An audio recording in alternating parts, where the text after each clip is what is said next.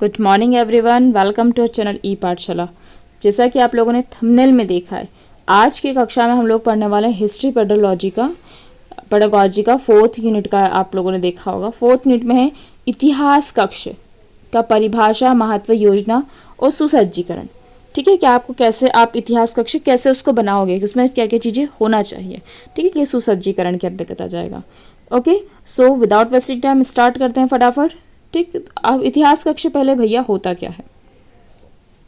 As the name suggest, इतिहास कक्ष वह विशेष कक्ष होता है जो इतिहास की शिक्षा और अध्ययन के लिए डिज़ाइन किया गया है। ऑब्वियस सी बात है, इतिहास की शिक्षा और उसके अध्ययन के लिए जिस कक्ष को डिज़ाइन किया गया है वो इतिहास कक्ष है। इसमें विभिन्न ऐतिहासिक संसाधन, सामग्री और उपकरण होते हैं जो विद्यार्थियों को इतिहास की घटनाओं, यथार्थ और संस्कृति को समझने और महसूस करने में सहायता करते हैं। ठीक है, बुक की बात अलग होती है, आप बुक में देखते हो, पर उस चीज़ को जब आप बहुत सारे आपका कक्षी आपका बोल सकते हैं ना वातावरण निर्मित कर दिया जाता है। जैसे भैया पढ़ाई में मन नहीं लग रहा है पर लाइब्रेरी में चले जाओ, अपना कॉम्पिटिटर्स को देख लो तो अपना पढ़ाई में मन लग जाता है कि नहीं लग जाता है। कि भैया देख लो भयंकर कंपटीशन है, सामने वाला इतना पढ़ रहा है, मतलब मैं तो अभी कहाँ हूँ, अपन को अपनी स्थिति पता चल जाती है। तो हमारा क्या होता है, वातावरण निर्मित होता है। वो पढ़ने से पहले ना वातावरण बनाओ भैया। जब तक अपना वातावरण नहीं बनेगा ना, मतलब बहुत सबका अलग अलग हैबिट्स होती हैं वातावरण निर्मित करने की। किसी को ऐसा है कि उसको शोर से फ़र्क नहीं पड़ता है, कोई ऐसा है कि उसको सफाई जब तक नहीं करेगा टेबल की तब तक पढ़ने में मन नहीं लगेगा, और एक व्यक्ति ऐसा है उसको कोई फ़र्क नहीं पड़ता शोर हो रहा है कि सफाई है, वो बस थोड़ा सा सरका के जगह करके बैठ जाएगा और पढ़ लेगा। ठीक है, तो सबकी अलग अलग हैबिट्स होती हैं, तो उसी के लिए हम अपने अपने हिसाब से जैसा भी हमको वातावरण सुटेबल होता है वैसा बनाते हैं। ठीक, अब हम महत्व की बात करें। क्या महत्व होगा इतिहास कक्ष का, है ना। सोचो, अगर ऐसा कक्ष बनता है तो आपका संग्रहण और अध्ययन के लिए मिल जाएगा ना आपको। ठीक है, तो इतिहास कक्ष ऐतिहासिक दस्तावेजों, चित्रों, मानचित्रों और मॉडल्स के संग्रह के रूप में एक प्रमुख केंद्र होता है। इस चीज़ को लिखना आवश्यक है। क्या होता है, ये केंद्र होता है जिससे विद्यार्थियों को अतीत की घटनाओं को गहराई से अध्ययन करने का अवसर मिलता है। मतलब कोई भी बच्चे को बुक में, ठीक है बुक में पढ़ लिया है, पर उसको अगर उससे रिलेटेड कोई दस्तावेज मिल जाए, कुछ चित्र मिल जाए, कुछ मानचित्र मिल जाए, तो उससे उसकी क्लैरिटी और बेहतर तरीके से हो जाती है। ठीक है, नेक्स्ट हमारा आता है विवेचनात्मक सोच। इसमें क्या होता है, कोई भी बच्चा है जब वो ऐतिहासिक घटनाओं का विश्लेषण करता है तो उसमें विवेचन करने की सुविधा प्राप्त होती है। ठीक है, आलोचनात्मक सोच विकसित होती है। मतलब अगर मैं आपको बोलूँ कि मैंने आपको कोई चीज़ पढ़ाई है, ठीक है, अगर मैंने आपको बताया कि अंग्रेज आए थे भारत में, ठीक है, अगर हम भारत का चौकोर अगर मैं नक्शा बता दूँ, यहाँ पे ये भारत है। अगर मैं आपको बोलूँ कि जो अंग्रेज थे, एलिजाबेथ ने 1600 में यहाँ पे अंग्रेजों ने यहाँ पे कालीकट में आया। ठीक है, उसके बाद वो यहाँ पे गए थे, और थॉमस हॉब्स जो भी क्या नाम था उसका, थॉमस था ना, और टॉम रो, तो ये लोग क्या हुए थे, यहाँ पे आए थे और जहांगीर के पास। ठीक है, तो आपको ये चीज़ें मैप से ज़्यादा बेहतर तरीके से समझ में आएगी। ठीक है, तो ये सब चीज़ें आप इसमें देख सकते हो। मैप में डिस्क्राइब भी रहता है कि इनको कहाँ कहाँ किस किस पाथ से आए हैं। जैसे इस लाइन से आपको अंग्रेजों का दिखेगा।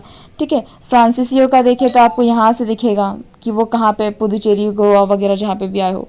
ठीक है, तो वो चीज़ें हमको क्या होती हैं, ज़्यादा कोरिलेट करती हैं किसी चीज़ से, बहुत कोरिलेट करके हम संबंध बनाते हैं। ठीक है, तो हमारी क्या होती है, आलोचनात्मक सोच विकसित होती है, उसके पॉजिटिव नेगेटिव पॉइंट्स भी हमारे क्लियर होने लगते हैं। ऑब्वियस सी बात है, रुचि और प्रेरणा बढ़ेगी हमारी, सृजनात्मक शिक्षण होगा। ठीक है, जिस सृजनात्मक शिक्षण कब होता है, क्रिएटिविटी कब आएगी। यह कक्ष शिक्षकों को विभिन्न शिक्षण विधियों जैसे कि प्रोजेक्ट कार्य हो गया, प्रस्तुति हो गया, समूह चर्चा हो गया, तो बच्चों को वहाँ बैठा के समूह में चर्चाएं करा सकता है। वो वातावरण तो इतिहास का है ही। ठीक है, फोटो वगैरह बढ़िया लगा लोगों के, वो आपको क्या करता है, एटमॉस्फेयर बना के देता है। तो उससे क्या होगा, आपके सृजनात्मक शिक्षण में भी वृद्धि होगी। साक्षात्कार और संवाद, तो इतिहास कक्ष का उपयोग विद्यार्थियों के साथ ऐतिहासिक घटनाओं पर चर्चा और साक्षात्कार के लिए किया जा सकता है, जिससे उनकी समझ जो होती है वो बेहतर होती है। ठीक है, योजना की बात करें तो आप कैसे योजना बनाएंगे भैया। ठीक है, तो पहले तो देखिए आप स्थान का चयन कैसे आप करेंगे, तो इतिहास कक्ष और स्किल के केंद्र में या उन स्थानों के करीब रखना चाहिए जहाँ सभी विद्यार्थी आसानी से पहुँच सकें। ठीक है, ऐसा नहीं है कि मतलब स्कूल के बाहर निकल रहा है, कैंपस के बाहर ही।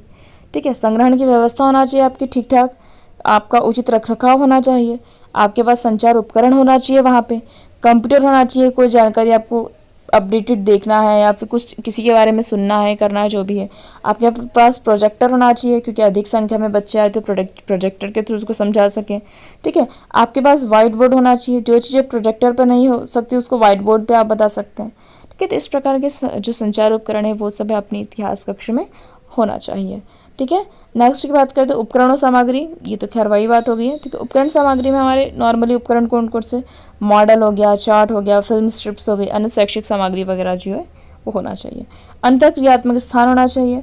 ठीक है, तो मतलब ऐसे स्थान होना चाहिए, मतलब से गोलमेज टाइप के, कि यहाँ पे एक टीचर बैठा है, यहाँ पे से बच्चे बैठ गए ये। ठीक है, तो ऐसी कक्षाएं होना चाहिए, तो जहाँ पे कोई बच्चे हैं जो वो समूह चर्चा कर सकें। ठीक है, कोई प्रोजेक्ट कर सके, कोई अन्य गतिविधियाँ कर सके, तो इस प्रकार के हमारे क्या होना चाहिए, स्थान होना चाहिए। सुसज्जीकरण की बात करें, आप कैसे कैसे उसको सुसज्जित करेंगे, कैसे उस चीज़ को सजाएंगे।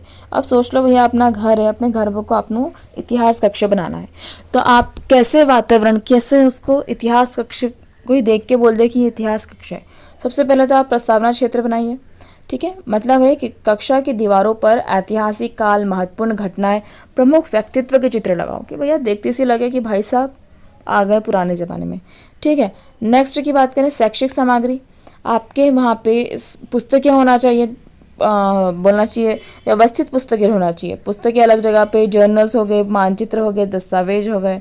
ठीक है, इसके अलावा साधन हो सकते हैं आपके यहाँ कंप्यूटर, प्रोजेक्टर, इंटरनेट वगैरह जो होना चाहिए। ठीक है, मॉडल और दृश्य सामग्री अन्य होना चाहिए। इसके अलावा अनुसंधान क्षेत्र की बात करें तो एक छोटा सा अनुसंधान क्षेत्र बनाएं जहाँ विद्यार्थी अपनी परियोजना पर काम कर सकें। ऐसा नहीं कि आपने भर दिया रूम को, बच्चे खड़े ही हैं बेचारे। ठीक है, तो बच्चों के लिए भी एक कोना बना देना चाहिए उस कक्षा में कि यहाँ पे गोल गोल टेबल लगे हैं, जैसे प्रोजेक्ट दे दिए हैं तो गोल टेबल पे बैठ के काम कर लें। ठीक है, इस टाइप की